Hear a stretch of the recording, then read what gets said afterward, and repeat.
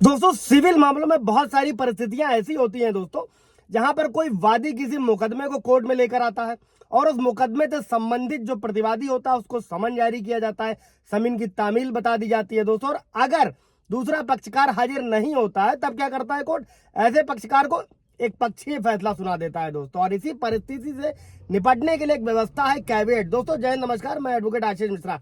Like कर दीजिएगा, share कर दीजिएगा, सब्सक्राइब कर दीजिएगा ताकि ये इन्फॉर्मेशन और लोगों को मिल सके। दोस्तों किसी भी तरीके का मैट्रिमोनियल डिस्प्यूट है, लैंड डिस्प्यूट है, तो ये वीडियो आप लोगों के लिए है दोस्तों। और इस कानून का ये सिद्धांत है कि सभी पक्षकारों को बराबर सुना जाए और जब तक सभी पक्षकारों से बराबर सबूत ना ले लिए जाए कोई निर्णय या फैसला ना सुनाया जाए दोस्तों। लेकिन कई मामले ऐसे होते हैं दोस्तों जहां पक्षकार कोर्ट की किसी बात को सुनते ही नहीं है। किसी प्रतिवादी को कोर्ट में उपस्थित होकर अपना पक्ष रखने का आदेश दिया जाता है, लेकिन प्रतिवादी क्या करता है, न्यायालय की ऐसी बात की अवहेलना कर देता है, नहीं जाता है और कोर्ट को मजबूर होकर एक पक्षी कार्यवाही करनी पड़ती है दोस्तों। और उस व्यक्ति का पक्ष नहीं सुना जाता है क्योंकि कोर्ट उसे बार बार बुला रहा था और वो व्यक्ति कोर्ट के सामने पेश नहीं हो रहा था। कई सारे व्यूअर के सवाल भी रहते हैं मैट्रिमोनियल डिस्प्यूट में कि उनके खिलाफ एक पक्षीय भरण पोषण या किसी भी तरीके का जो है फैसला सुना दिया गया दोस्तों। और यहाँ पर कोर्ट को न्याय भी करना होता है और इसी स्थिति में अदालत केवल वादी को सुनकर कोई भी फैसला सुना देती है जो तथ्यों और परिस्थितियों के हिसाब से ठीक होती है दोस्तों।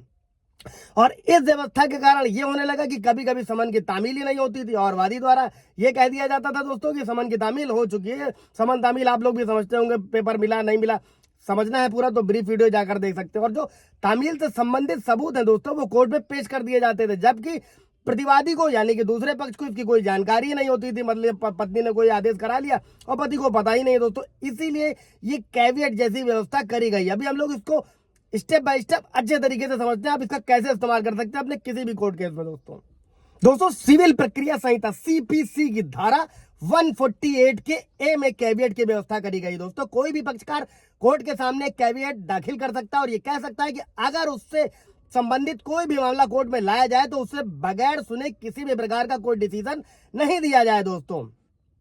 कोई सवाल जवाब होगा इससे रिलेटेड तो कमेंट में पूछेगा। और ऐसा कैविएट जो होता है दोस्तों वो किसी कोर्ट में अपने खिलाफ भविष्य में होने वाली किसी भी कार्रवाई में पक्षकार बनने के आदेश पर दिया जाता है दोस्तों, अंदेशे पर दिया जाता है। और कोर्ट में किसी प्रकार का अगर कोई मुकदमा नहीं होता है लेकिन मुकदमा होने की संभावना होती है, इसी संभावना के आधार पर ही कैविएट दाखिल किया जा सकता है दोस्तों। जैसे कि अगर मान लीजिए किसी व्यक्ति को ये संभावना है, ये लगता है कि कोई व्यक्ति या संस्था उसके विरुद्ध, जैसे मैट्रिमोनियल डिस्प्यूट में ही होता है दोस्तों कि आपको लगता है कि आपके सामने कोर्ट में मैटर लाया जा सकता है और तब ऐसा व्यक्ति उस व्यक्ति के विरुद्ध कोर्ट में कैविएट दाखिल कर सकता है। और ऐसा जो कैविएट होता है दोस्तों वो किसी भी मामले में दाखिल किया जा सकता है, भले ही कोई वाद हो या फिर कोई अपील हो दोस्तों। और कोर्ट इस कैविएट को अपने रिकॉर्ड में रख लेती और जब भी उस व्यक्ति से संबंधित कोई मामला उस कोर्ट में पेश किया जाता है या लाया जाता है तब कोर्ट क्या करती है दोस्तों, किसी भी स्थिति में एक पक्षीय कार्रवाई नहीं करती है दोस्तों।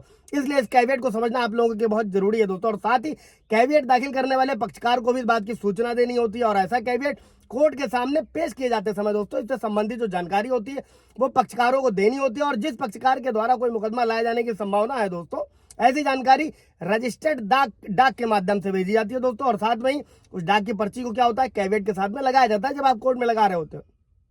इससे क्या होता है, जो सामने वाला पक्षकार है, जो दूसरा पक्षकार है, वो भी इस बात से अवगत हो जाता है कि अगर वो कोई मामला कोर्ट में ले जाने वाला है तब उससे संबंधित जानकारी कोर्ट के संज्ञान में पहले ही दे दी गई है दोस्तों। सोचिए आप लोगों को कितना काम होने वाला था और उसे एक पक्षीय नहीं सुना जा सकता है, नहीं फैसला किया जा सकता। और कोई भी कैविएट दोस्तों दाखिल करने के लिए जो है, ये दाखिल करने के बाद में ये 90 डेज यानी कि 90 दिनों तक वैलिड रहता है, वैध रहता है। और 90 दिनों के बाद इसकी वैलिडिटी खत्म हो जाती है और फिर इसका कोई कानूनी महत्व नहीं रह जाता है। अगर कोर्ट को फिर से संज्ञान देना है तो नया कैविएट दाखिल करना होता है दोस्तों। ये था कैविएट का प्रावधान। कोई सवाल जब होगा कमेंट में पूछेगा दोस्तों। Thank you.